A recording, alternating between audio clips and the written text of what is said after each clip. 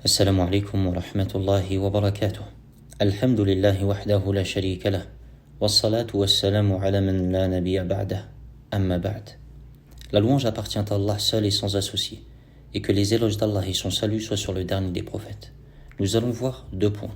Le premier répondra à la question: quel est le jugement du jeûne du mois de Ramadan? Et le deuxième point mettra en lumière les sagesses liées à sa législation. Le jeûne du mois de Ramadan est l'un des 5 piliers de la seule religion agréée et acceptée par Allah, l'islam. Il s'agit d'une obligation parmi les nobles prescriptions d'Allah, et cela est certes connu de tous. Le Coran, la sunna prophétique ainsi que l'unanimité démontrent cela. Allah le Très-Haut dit dans le verset 183 de Surat al-Baqarah: Ya ayyuhalladhina amanu kutiba alaykumus siyamu kama kutiba alal ladhina min qablikum la'allakum tattaqun. Ô vous qui croyez, le jeûne vous est prescrit comme il fut prescrit à ceux qui vous ont précédés. Ainsi atteindrez-vous la piété. Allah dit plus loin, verset 185 de la même sourate: Faman shahida minkum ash-shahra falyasumhu. Quiconque alors est présent en ce mois, qu'il le jeûne.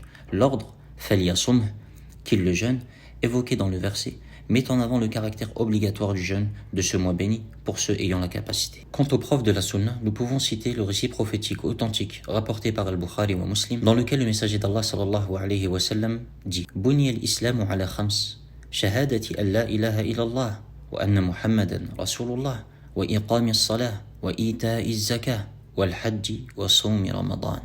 L'islam est bâti sur 5 choses: l'attestation qu'il n'y a pas de divinité méritant d'être adorée si ce n'est Allah, et que Mohammed est le messager d'Allah, l'accomplissement de la prière, l'acquittement de la zakat, l'accomplissement du grand pèlerinage, ainsi que le jeûne du mois de Ramadan. Entre autres, la communauté musulmane est certes unanime quant à son caractère obligatoire, ainsi que sur la mécréance de celui qui renie cela. Parmi les sagesses liées au jeûne de ce mois béni, on en dénombre plusieurs, et la plus importante d'entre elles est sans doute celle tirée du verset 183, qu'on a précédemment évoqué, où Allah Azza wa Jal dit: La'allakum tattaqun, ainsi atteindrez-vous la piété. C'est-à-dire, quand nous conformons et soumettons à l'ordre d'Allah, glorifié soit-il, nous mettrons alors une protection entre nous et la désobéissance. Et sachez, mes frères et sœurs, que celui ayant mis entre lui et la désobéissance une protection s'est certes préservé de la colère d'Allah, et le jeûne compte parmi les plus grands moyens d'y parvenir. Et ceux dont telle est la situation jouiront d'un paradis éternel. Parmi les sagesses que nous pouvons citer, le fait qu'il y ait dans le jeûne une purification ainsi qu'une épuration des caractères détestables et méprisables. Par ailleurs, on retrouve dans le fait de jeûner un certain renoncement à la vie d'ici-bas et ses désirs, ainsi qu'un attrait de l'au-delà.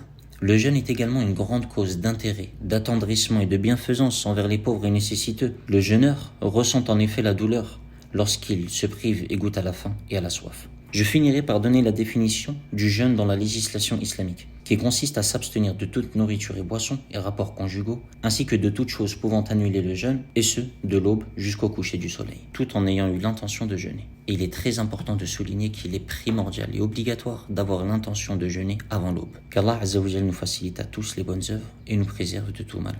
Wallahu ta'ala a'la wa a'lam, wa sallallahu wa sallam ala nabiyyina Muhammad wa ala alihi wa sahbihi ajma'in.